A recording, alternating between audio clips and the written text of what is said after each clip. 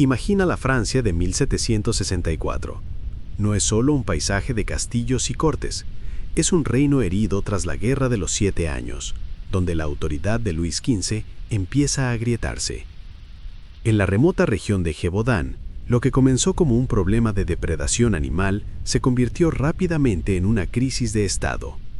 Fue el escenario donde chocaron 4 mundos: un clero que pedía arrepentimiento, una nobleza local que perdía el control, un pueblo que ponía a los muertos y una prensa naciente que descubrió que el terror era el mejor de los negocios. Todo esto bajo la sombra de una burocracia inútil y un tratado, el de Mende, que dejó a los campesinos a merced de una fiera que parecía entender los vacíos legales mejor que los propios ministros. El terreno no era un simple escenario, sino el arma principal del depredador. Hablamos de la Margeride y el Aubrac, un laberinto de picos escarpados y bosques tan densos que la luz apenas tocaba el suelo.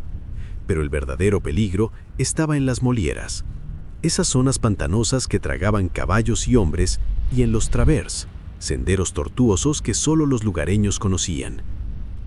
Mientras los dragones del rey intentaban maniobrar con tácticas de guerra abierta, la fiera se movía como un fantasma entre la niebla.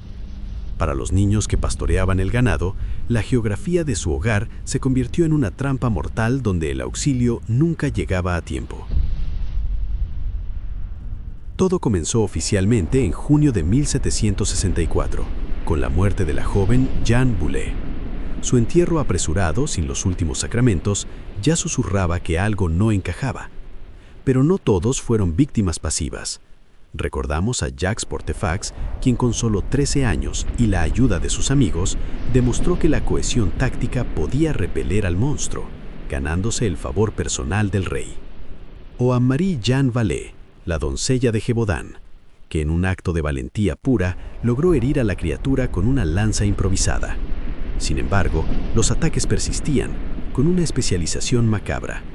A diferencia de cualquier lobo normal, esta fiera buscaba directamente el cuello y la cabeza de los humanos, ignorando al ganado. ¿Qué era exactamente lo que acechaba en los bosques?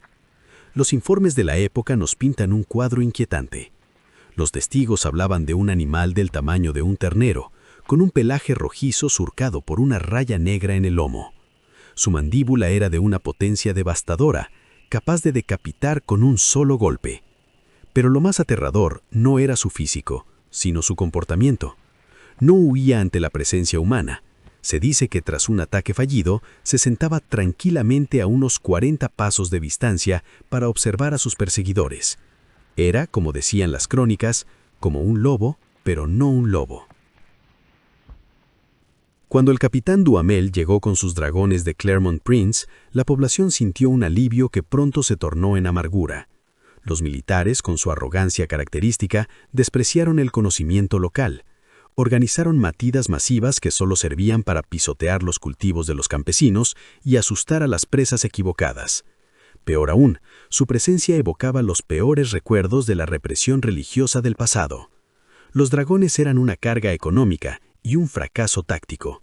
No estaban entrenados para cazar sombras en pantanos, sino para luchar en campos de batalla que la bestia se negaba a pisar. Ante el ridículo internacional, Luis XV decidió enviar a su hombre de confianza, François Antoine.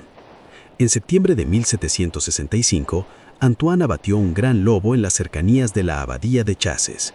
Fue una operación de relaciones públicas perfecta. El animal fue disecado, enviado a Versalles, y el rey declaró la amenaza terminada. Antoine recibió honores y una fortuna. Sin embargo, mientras en la corte se celebraba la victoria del monarca, en las aldeas de Gévaudan los gritos volvieron a sonar apenas 2 meses después. El rey prefirió ignorar la realidad para salvar su prestigio, dejando a su pueblo en el más absoluto abandono. En medio del desespero, la Iglesia tomó la palabra. El obispo de Mende, Gabriel Florent de Choiseul de Beaupré, emitió un mandato que aún hoy hiela la sangre. Para él, la fiera no era un animal, sino una plaga enviada por Dios para castigar los pecados de la región. Esta interpretación metafísica paralizó la respuesta racional y alimentó supersticiones que han llegado hasta nuestros días. Pero atención, la famosa historia de las balas de plata con las que supuestamente se mató a la fiera es un añadido literario muy posterior, del siglo XX. En aquel entonces, la lucha se libraba con plomo, pólvora y oraciones, no con metales preciosos. El verdadero cierre de la historia no ocurrió en un palacio, sino en el lodo de la Sogna de Auvers. El 19 de junio de 1767, un hombre de la zona, Jean Chastel, abatió definitivamente al animal. El informe Marín, un documento notarial de la época, nos da los detalles científicos. Un cánido de proporciones extraordinarias y dentadura formidable. Pero el final de los restos de la bestia fue indigno de su leyenda. Cuando el cuerpo llegó a Versalles en pleno verano, estaba tan podrido que el naturalista Buffon lo mandó enterrar de inmediato por el hedor. La amenaza biológica había muerto, pero el misterio quedaba enterrado bajo tierra. Siglos después, seguimos preguntándonos qué mató Chastel. La ciencia moderna baraja varias cartas. ¿Un lobo antropófago especializado en humanos? Es la opción más lógica. ¿Un animal exótico? ¿Quizá una hiena rayada escapada de algún zoológico privado? Explicaría el pelaje, pero difícilmente habría sobrevivido al invierno francés.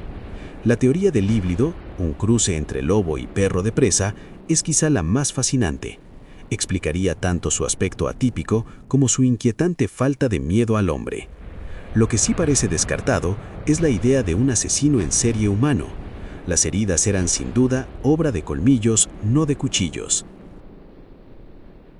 Más allá de las muertes, el legado de Gévaudan es cultural. Aquí nació el sensacionalismo. El periódico Courrier de Avignon comprendió que el miedo vendía más que la política, convirtiendo una tragedia rural en el primer fenómeno mediático global. La bestia transformó nuestra relación con la naturaleza y con la información. Demostró que cuando la administración falla y la comunicación se distorsiona, los monstruos encuentran el lugar perfecto para prosperar.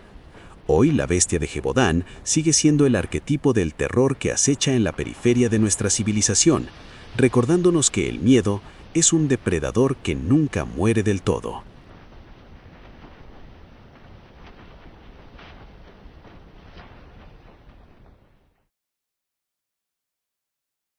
Si te ha gustado este video, por favor, dale like, suscríbete al canal y dale a la campanita para que no te pierdas ninguna publicación. Cuéntanos desde dónde nos ves y comenta nuestras publicaciones.